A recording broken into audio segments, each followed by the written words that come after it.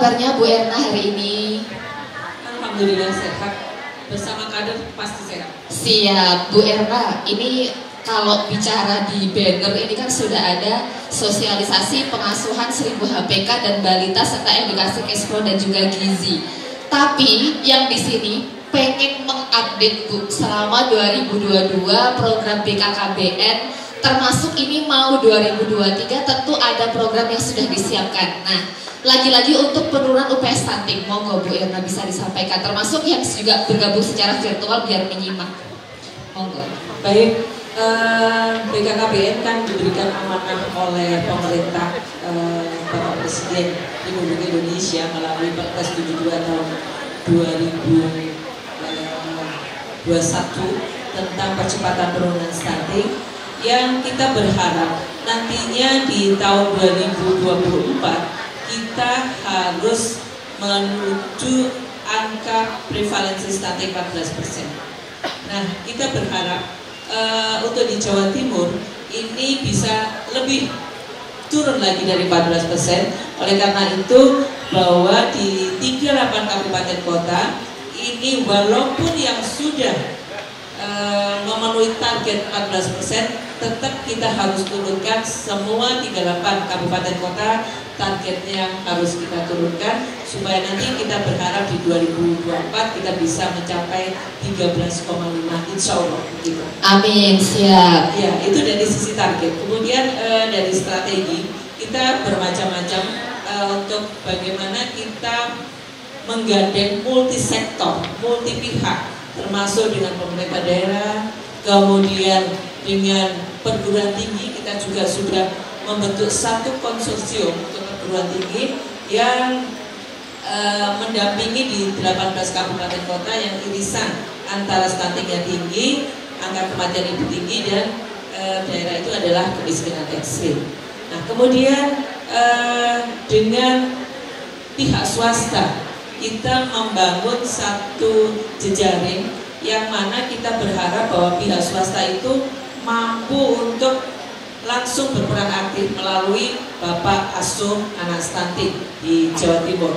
Dan yang terakhir saya berharap juga kepada seluruh pihak termasuk pihak media untuk bagaimana secara masif mensosialisasikan stunting ini sehingga kita berharap Jawa Timur bisa turun. Amin, amin. Dan juga tentunya tadi disampaikan tidak hanya tugas BKKBN saja, tapi juga multisektor, ada beragam mitra pihak-pihak yang dibantu bergandengan tangan untuk lagi-lagi pencapaian untuk penurunan angka stunting. 38 kabupaten kota se-Jawa Timur termasuk Nganjuk di dalamnya. Saya mau tanya sama Pak Samsul ini, Pak Samsul, kalau umpama 2022 ini kan sudah akan segera berakhir, tentu ada semacam evaluasi untuk programnya termasuk persiapan untuk 2023. Monggo, ini sekaligus yang sudah bergabung secara virtual di kanal YouTube Diskominfo Kabupaten Nganjuk dan BKKBN Jawa Timur Official juga bisa menyimak. Monggo Pak, silakan. Terima kasih. Sebelumnya tadi saya konfirmasi kepada Ibu perwakilan Kepala BPN. Nemu dari mana ini yang moderatornya bisa seperti renyah begini ya? Ini Bu, di pinggir jalan saya dicangkeng aja sama Bu Erna. Baik, saya kira tadi perwakilan dari Duta Genre Nganjuk juga tidak kalah. Nanti mungkin dalam 1-2 tahun lagi bisa jadi moderator seperti Mbak Bila. Amin. Terima kasih. Untuk saya apa untuk moderator tepuk tangannya? Iya, untuk Pak Samsul. Kalau nanti saya kok saya kena somasi. Nanti Mas Ervan, nanti saya balas ini. Terima kasih.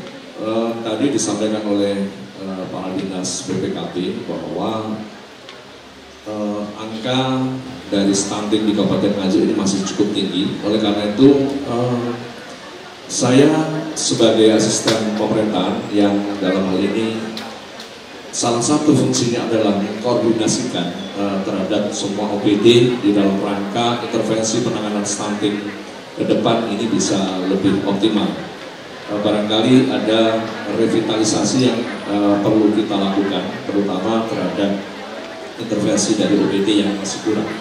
termasuk tadi saya sampaikan, untuk saya masih menjadi PLT Kepala Dinas Kesehatan, jadi yang kira-kira masih belum optimal kita gercep ini ya, harus segera kita lakukan supaya insan kesehatan membantu di dalam rangka percepatan ini.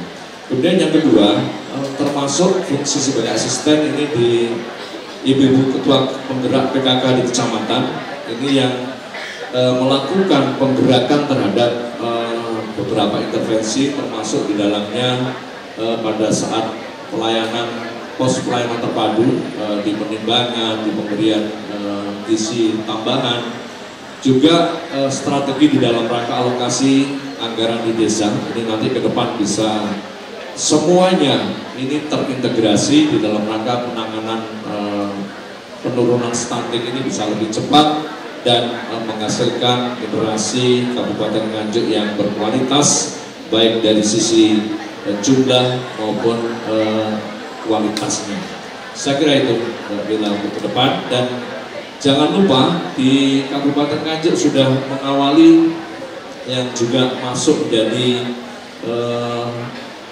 salah satu yang terbaik nasional, ini program stunting Centeng Abah Khalil dari Desa Jaan Gaya Gondang.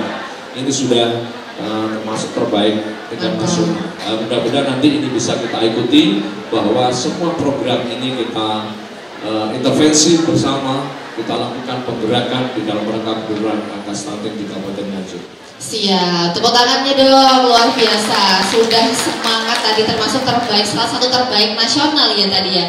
Nanti boleh mungkin dari kadernya atau dari perwakilan yang sedikit berkenan untuk sharing atau berdiskusi ya, tapi nanti setelah sesi materi. Tapi kalau misalkan penurunan stunting, ternyata aspeknya tidak hanya gizi saja. Tahun kemarin ketika berkesempatan keliling program Bangga Kencana, ketika mendengarkan aspirasi dari masyarakat, oh berarti stunting ini, anak yang kategori stunting ini rata-rata berarti dari keluarga yang ekonominya tidak mampu dalam tanda kutip. Tapi ternyata Bapak Ibu, dari hasil riset terbaru, tidak hanya dari kategori yang tidak mampu saja hanya dengan dalih tidak bisa memberikan makanan yang bergizi, yang mampu pun juga tidak sedikit. Karena apa? Karena belum cukup memahami pola pengasuhan anak yang baik dan benar, termasuk mungkin memperhatikan gizinya. Akhirnya ada upaya juga dari BKKBN untuk pendekatan melalui keluarga, sekolah orang tua hebat di Nganjuk ada G. Nah ini juga saya akan tanya dari Pokja 4 TPPKK Kabupaten Nganjuk. Sejauh ini SOTH yang sudah berjalan, bahkan mungkin kemarin juga ketemu sama-sama di wisuda begitu nggih. Sejauh ini seperti apa, kemudian nanti ke depannya itu apa yang sekiranya bisa ditingkatkan. Semoga tidak hanya orang tua saja, tapi calon pengantin atau ibu hamil juga memahami program ini. Monggo Ibu silahkan. Assalamualaikum warahmatullahi wabarakatuh. Waalaikumsalam. Terima kasih. Jadi kami dari PKK selaku mitra pemerintahan mendukung terhadap program stunting ini. Dengan adanya SOTH yang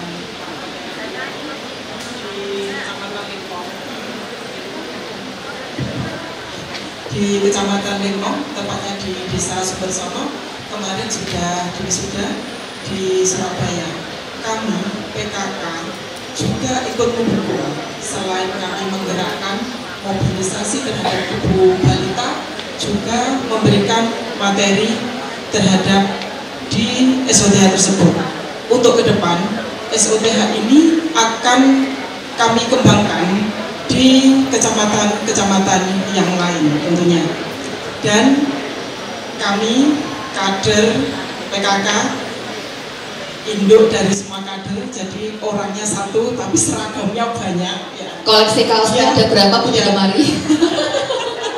Ya, jadi kader-kader kami yang ada di pelosok hanya KMS yang akan didapatkan oleh kader-kader kami, itu adalah yang terbaik untuk Kabupaten Nganjuk.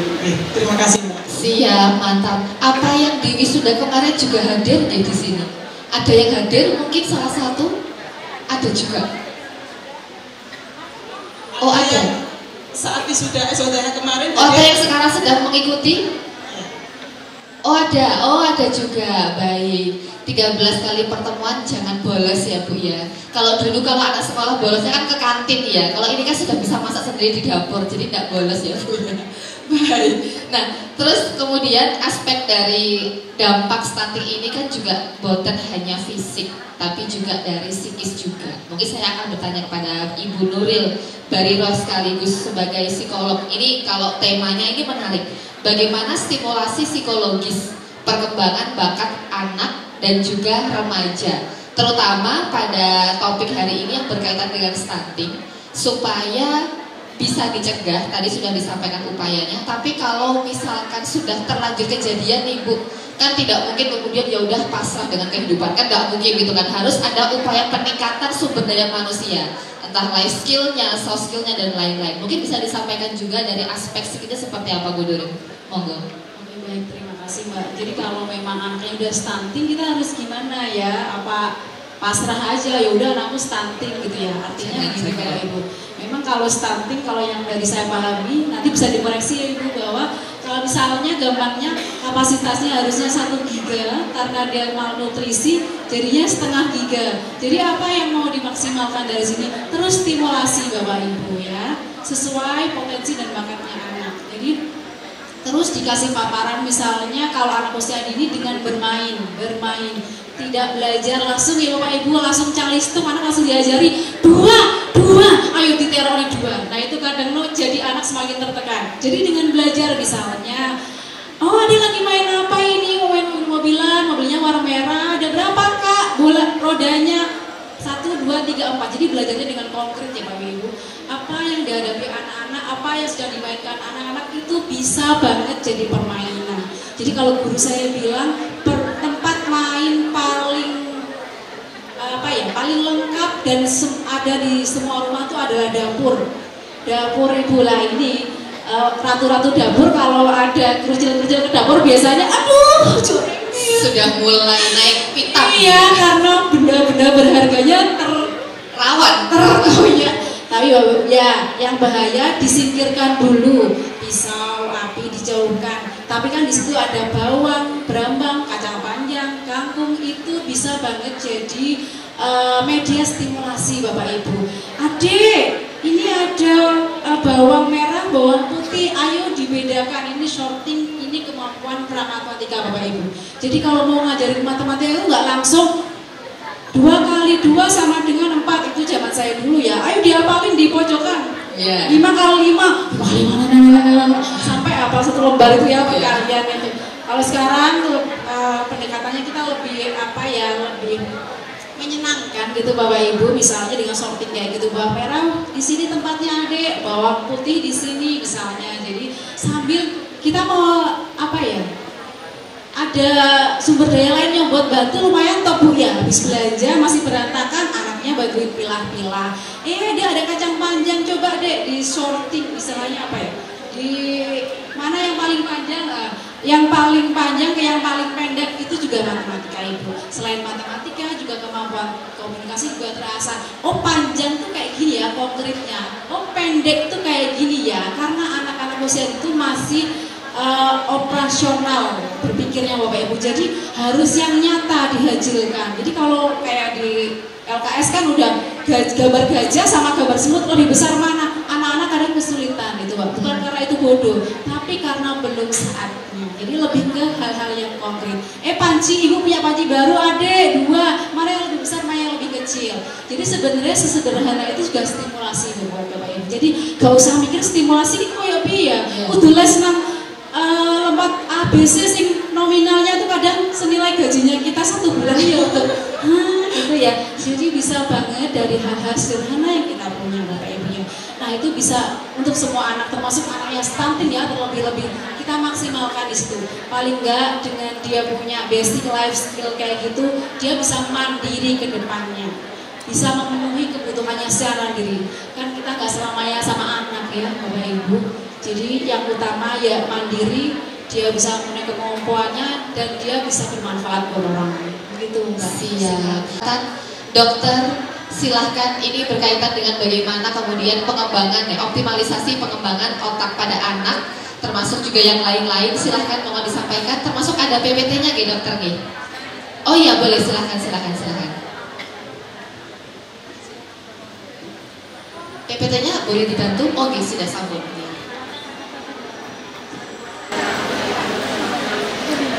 Terima kasih. Assalamualaikum. Waalaikumsalam. Sebenarnya nggak banyak ya, kalau PPT saya mungkin nggak selengkap dulu ya, saya cuma satu atau dua aja yang mungkin aja, karena ini talk show ya, mestinya masukan-masukan dari teman-teman atau pertanyaan-pertanyaan yang dari teman-teman ini mungkin yang banyak ya.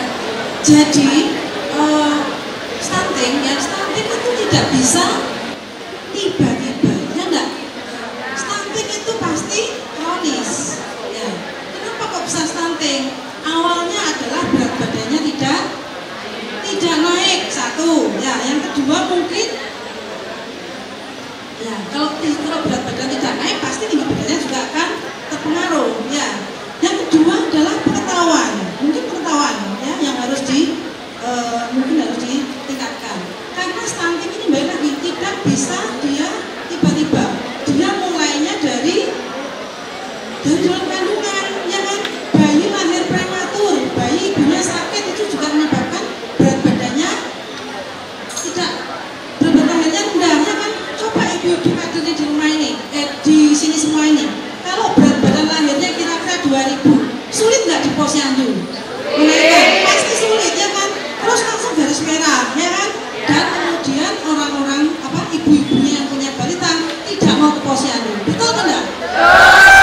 Karena di posyandu nanti akan di mana-mana sama bu kadernya. Justru anda nggak tahu ya.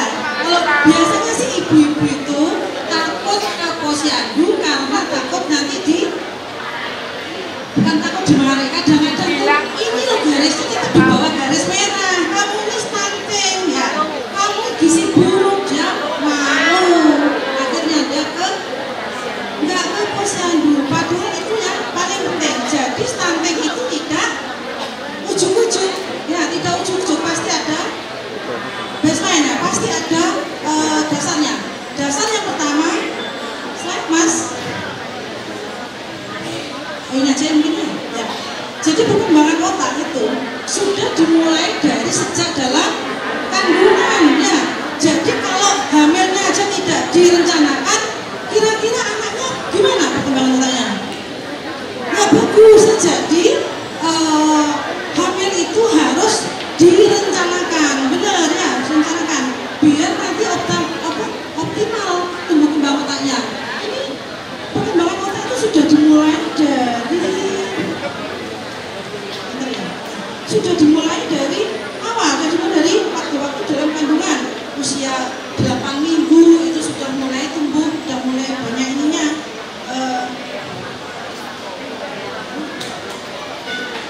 Biar dibantu operator saja dokter. Ya, dari usia 8 minggu itu sudah mulai tumbuh. Kemudian ini ada 5 bulan, itu 5 bulan itu sudah memenuhi banyak ini ya. Otaknya sudah dipenuhi oleh tengkoraknya, itu sudah dipenuhi oleh otaknya, volume otak. Kemudian dia usia 17 sudah mulai ada virus-virusnya, sudah mulai ada apanya itu, virus-virusnya itu, bentuk-bentuk lekuk-lekuknya itu ya. Kemudian usia 9 bulan sudah hampir sempurna, ya, nyaris sempurna. Nah, setelah ini bagaimana? Dia dilanjutkan dengan 2 tahun pertama. Kita lihat untuk penglihatan dan pendengaran, ini dia penglihatan dan pendengaran yang garis kuning nih, warna kuning. Dia itu pada usia 1 atau 2 bulan dia sudah mulai berkembang, ya, sudah mulai naik, ya, peaknya, puncaknya pada usia 5 bulan. Setelah 5 bulan dia akan turun, tapi masih berkembang, ya, masih berkembang. Kemudian kita lihat untuk bahasa dia sudah mulai berkembang, ya, sudah mulai berkembang pada saat sebelum lahir sampai dia usia puncaknya pada saat usia 7 sampai 8 bulan, ya, di yang warna biru ini berkembang, masih berkembang, puncaknya di situ, kemudian mengalami perlambatan, ya. Kemudian lagi, kalau untuk kognitif itu kecerdasan, cara berpikir, ya, merencanakan sesuatu, itu juga akan berkembangnya. Dia puncaknya nanti usia 2 tahun. Nah, ini ada yang garis-garis merah ini warna-warna, puncaknya ya 2 tahun. Jadi kemampuan berpikir kognitif itu puncaknya usia 2 tahun. Karena memang ini adalah salah satu upaya bagaimana nanti entah antar kader, teman-teman Big R, Duta, atau termasuk Bapak Ibu yang semuanya sudah hadir bisa langsung berdiskusi. Kapan lagi ketemu sama Dr. Yeni, apalagi Bu Erna, apalagi Pak Samsul juga, termasuk dengan rekan-rekan yang lain yang sudah hadir di sini. Saya buka dulu untuk pertanyaannya. Siapa yang mungkin ingin bertanya atau boleh berdiskusi, boleh juga cerita pengalaman ketika mungkin menghadapi tetangganya dan lain-lain. Ada satu, boleh saya pinjam mikrofonnya? Siap. Oh sudah, terima kasih Mas Revian. Ibu senang-senang ini dihampiri sama yang defense ini ya. Silahkan. Assalamualaikum warahmatullahi wabarakatuh. Saya mewakili dari kader Joshua, mau menanyakan kepada Bu Jenny. Namanya siapa? Namanya Bu Juminten. Bu Juminten. Gini Bu, di dalam posyandu niku sering ibu-ibu niku nanya, Bu nopo atau Bu berat badannya putra kula kok sering niku turun. Terus niku makme niku nggih sulit. Terus kemudian beberapa hari ini saya kok ya gimana ya keadaannya kok gini-gini terus berhubungan dengan non sewu ekonomi ya. Terus kemudian yang ditanyakan sebelumnya itu juga sudah saya ginikan Bu, sudah saya beri ini, sudah saya beri ini, sudah saya beri makanannya itu juga sudah saya kasih ini, saya kasih ini. Tapi kok anaknya itu kok sulit makan, kok tidak mau gitu. Nanti saya mungkin saya tanya sama Bu ini gimana kita memberikan KIE pada ibu tersebut supaya berat badan anaknya itu bisa bertambah. Ya, terima kasih. Pertanyaan bagus, itu pertanyaan hampir semua pasien-pasien saya yang mengkonsultasikan tentang berat badannya lebih naik. Ya, secara umum saja, berat badan itu naik, gula, asupan makanan yang kita berikan itu kalorinya lebih tinggi daripada yang dikeluarkan. Setuju nggak? Setuju. Apa yang dikeluarkan? Apa yang dikeluarkan? Faktor apa yang dikeluarkan? BAB? Tidak ya. Yang pertama adalah aktivitas ya. Bisa nggak kita membatasi aktivitas?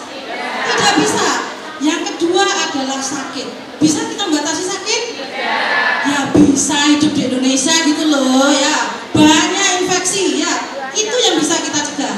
Jadi infeksi itu yang bisa kita cegah. Apa yang bisa kita cegah? Kalau biasa-biasa saja tidak ada keluhan ya. Kalau misalnya diare kan kelihatannya anak saya tidak naik berat badannya karena tahu bulan ini dia diare 3 hari misalnya.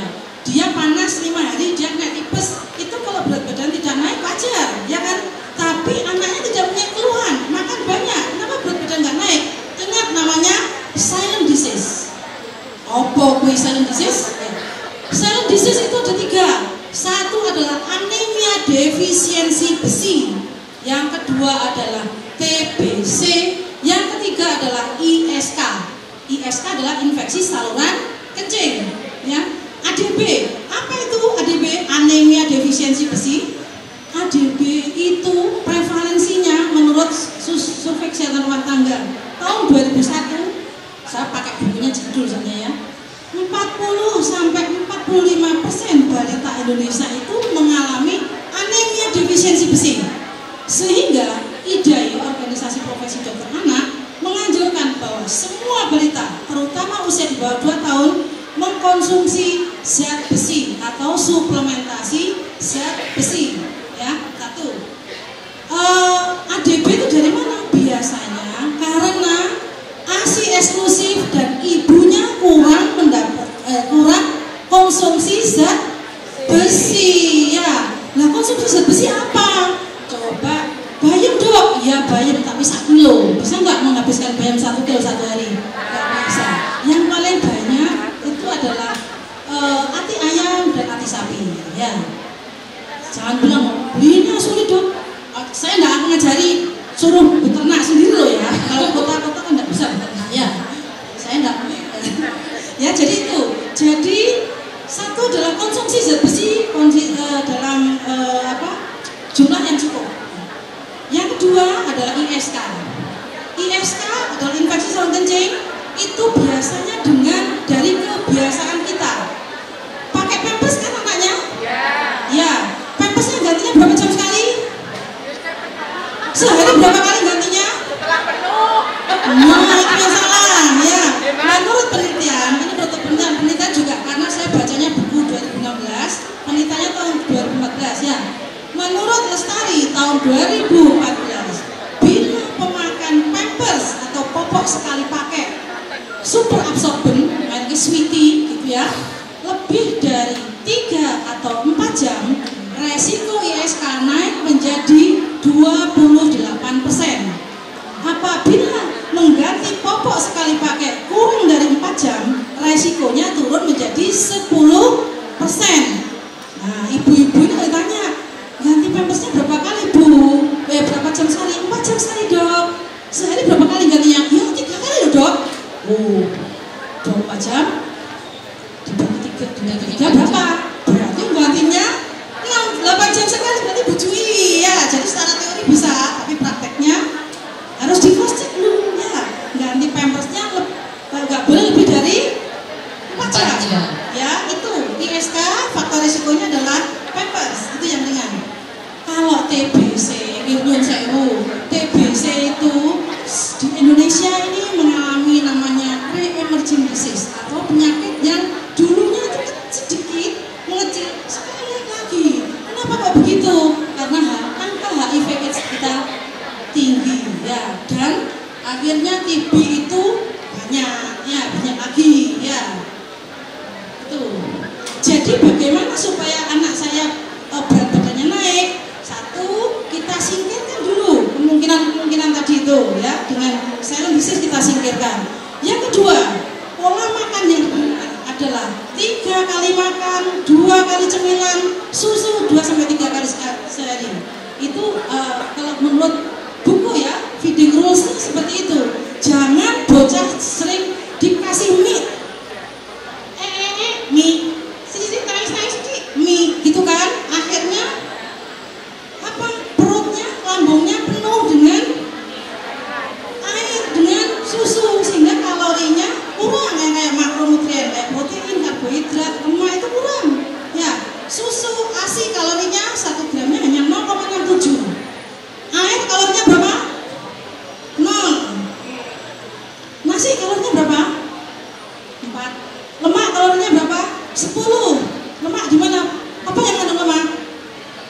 Minyak, apalagi? Minyak, margarin, sama santan. Ya kan? Nah, bagaimana supaya berat badan naik? Ya memang idealnya gizi seimbang ya. Kalau enggak, boleh kok dikasih makan yang mengandung santan. Itu berkaitan dengan budaya lagi. Kalau budaya kita, anak-anak itu sebutkan sayurnya 3 trias, sop, sayur asem, sayur bening. Yang lemak untuk siapa? Yang santan untuk siapa? Untuk mbak, untuk bapak yang mencari duit, ya kan? Padahal santan kolesterolnya tinggi, ya. Kita sudah tidak perlu tumbuh lagi, ya. Sudah tidak perlu tumbuh lagi, kita bisa melar, ya. Jadi santan itu untuk anak-anak, jangan untuk orang tua. Orang tua nanti bisa kolesterolnya tinggi, ya. Jadi itu, jadi harus taat azas. 3 kali makan, 2 kali cemilan, susu 3 kali. Jangan sering dikasih cemilan, kerupuk itu ya, banyak tuh, kerupuk buli itu ya, borak itu ya, enggak.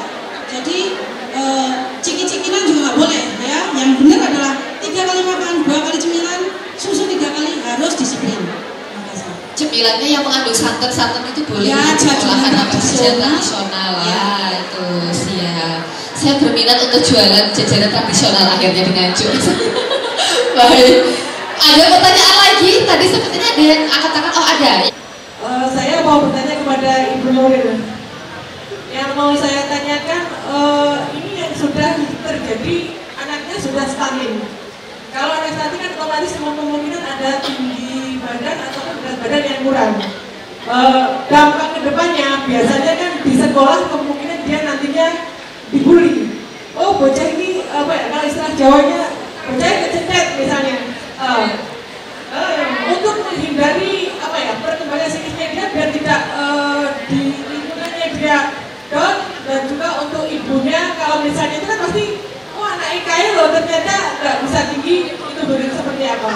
Mohon bantuannya dan sarannya. Anak ya emang kamu nggak bisa mungkin akademik, nggak apa-apa, tapi kamu bisa ini, bisa itu kan nanti bisa ya kalau kedepannya mungkin dia orang-orang yang di depan kayak front office, kayak terima tamu. Kan yang saya tuh nggak butuh yang analisisnya daki-daki ya Bapak Ibu ya, ini tamu ini enggak, itu bukan tugasnya dia, tapi dia adalah bagaimana melayani, mengasuh kayak gitu. Mungkin nanti bisa kedepannya bisa jadi asisten, mungkin perawat atau apa saja kan bisa dilihat hal kayak gitu.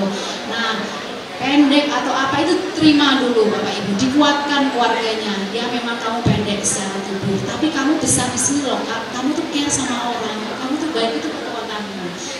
Jadi supaya kita jadi pribadi itu yang tangguh Bapak Ibu. Mau dibully kayak apa, mau apa, tapi kalau kita punya konsep diri yang bagus, tadi saya bahas, itu anak akan ya udah agak ngurus. Soalnya bully itu kadang juga definisinya luas ya Bapak Ibu. Kalau udah di lapangan tuh definisi carut marut bingung saya kadang definisinya. Kadang kalau kita nggak ngerasa dibully itu ya santai aja. Kadang kita pas arisan juga kadang dibully ya, kok kulitnya ireng, tapi kalau kita punya konsep diri yang bagus, yo ben masih ireng tapi kan eksotis toh, malah jadi guyon.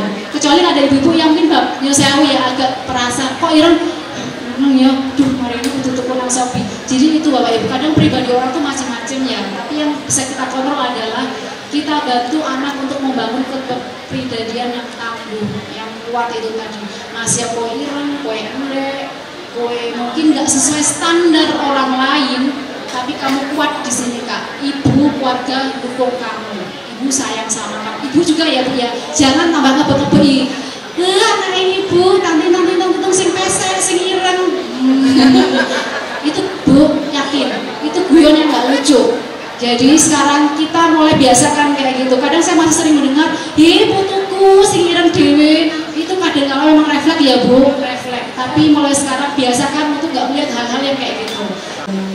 Saya sering menghadapi anak stunting, masalahnya gini, bukan stunting, tapi dia gennya pendek. Dan anak tersebut itu tidak seperti gen-gen yang tinggi, keturunan tinggi. Bagaimana cara merubah agar anak itu cepat tumbuh tinggi? Karena yang saya hadapi sudah bapaknya pendek, ibunya agak pendek, anaknya tuh sulit tumbuh tinggi, tapi tumbuh melebar. Itu bagaimana cara menanggulanginya? Terima kasih. Siap, terima kasih Ibu Supia. Ya 15-30%. Yang lainnya dari mana? Yang lainnya dari stimulasi. Ya, dari stimulasi. Ya, kenapa kok itu bahasa Jepang kok tinggi-tinggi? Kita meniru dari sana. Bagaimana? Ya, kalau kita mengikuti growth chart-nya, ya, kecepatan tumbuh gitu ya. Kecepatan tumbuh remaja, kecepatan tumbuh anak itu paling cepat pada saat dia prapubertas. Pubertas ya. Jadi kalau anaknya sampai belum pubertas, kasih dia makan yang banyak, yang bergizi dan olahraga. Basket. Pemain sepak basket kan tinggi-tinggi loh. Kenapa? Itu olahraganya bagus, itu dia stimulasinya bagus ya. Jadi sebelum dia menstruasi, sebelum dia akil balik, kasihlah dia olahraga dan juga nutrisi yang cukup. Ya, itu ininya begitu, kalau kasarannya begitu ya, kasarannya. Supaya dia nanti nggak tahu saya setelah akil balik bagaimana, apakah masih tumbuh? Masih bisa tumbuh ya. Jadi setelah dewasa, setelah remaja masih bisa tumbuh, cuman melambat. Semua itu ada puncaknya, ada lambatnya ya. Jadi kalau rahasianya bagaimana supaya punya anak tinggi seperti itu ya. Anak saya sendiri nggak tinggi-tinggi amat ya. Tahu teorinya, tapi saya nggak ngecak nih. Kok merong-merong deh, kok menstruasi? Aduh, kesempatan saya untuk membuat dia tinggi sudah berkurang ya. Tapi yang jenengan hadapi ini kan yang di lapangan yang kecil-kecil kan ya, yang balita-balita ya. Itu tadi kita jangan mikir genetik dulu ya. Pikirkan bahwa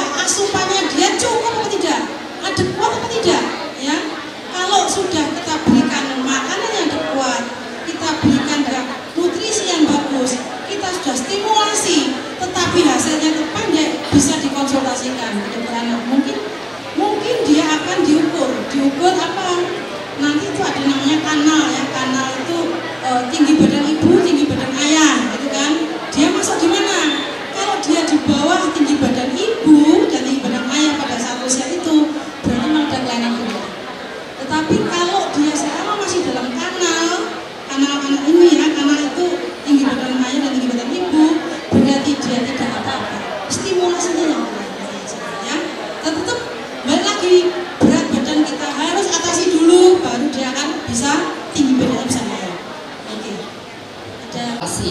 Ini sebenarnya berapa prosentasenya dokter? Maksudnya antara pengaruh anak sehingga tinggi itu berapa persen dari gen, berapa persen dari stimulusnya? Kalau di buku-buku itu dikatakan 40-50% itu gen. Ya. Oke. Stimulasi sisanya. Tapi kadang-kadang kita itu sudah itu gennya kecil kok, diterima saja nasibnya, kan seperti itu, tidak seperti itu. Makanya saya berikan contoh ekstrim, bagaimana pemain sepak bola di luar negeri itu tinggi-tinggi, padahal dulu bangsanya bangsa mati, kan seperti itu. Jadi tetap harus kita optimalisasikan, kita berikan dia asupan yang tinggi protein, tinggi kalori, sehingga dia berat badannya bagus dulu. Setelah bagus dulu nanti baru berat badannya tingginya akan naik. Ya, nonsens kalau di belakang bocah itu tapi itu enggak. Ya, itu hanya tertentu saja.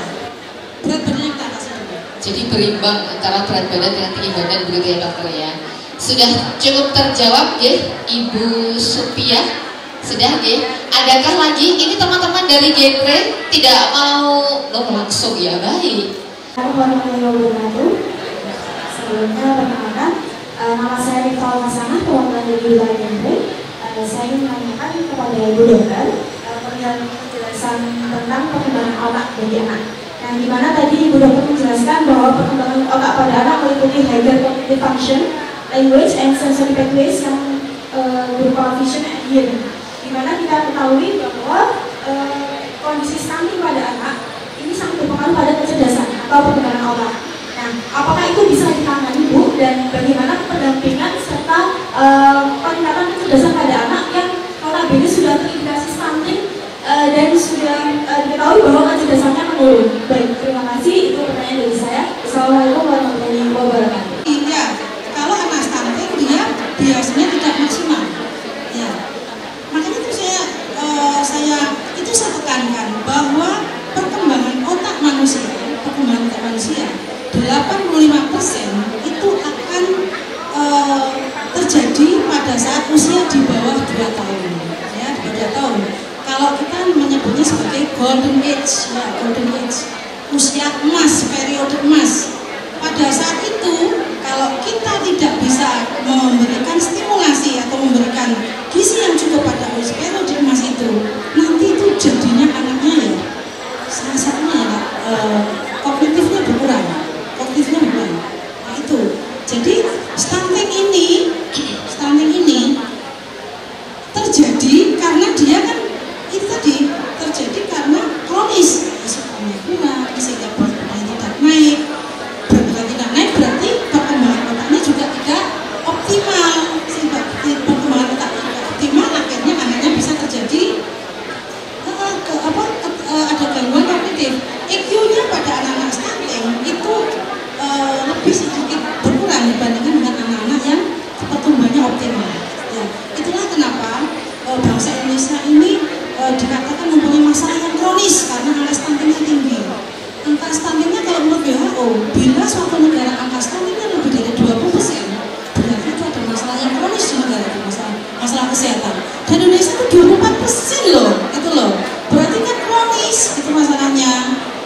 Makanya ini peran-peran dari genre ini ya, ini sangat penting sekali. Kamu bisa menularkan ke teman-temanmu bagaimana merencanakan pernikahan yang baik, bagaimana nanti bagaimana supaya teman-teman, supaya bapak-bapak, supaya mbak-mbaknya itu bisa menerima ASI eksklusif, ya kan? Bagaimana bisa IMD, inisiasi menyusu dini, ya kan? Karena salah satunya itu. Kita mulai dulu mempersiapkan, merencanakan kehidupan keluarganya supaya baik, kesehatan reproduksinya harus dijaga, dan beberapa aspek.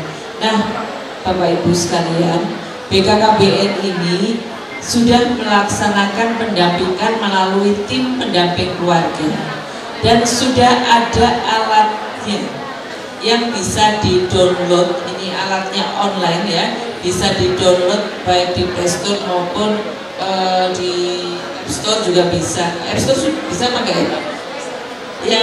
Bisa ya? Ya, ternyata sudah bisa.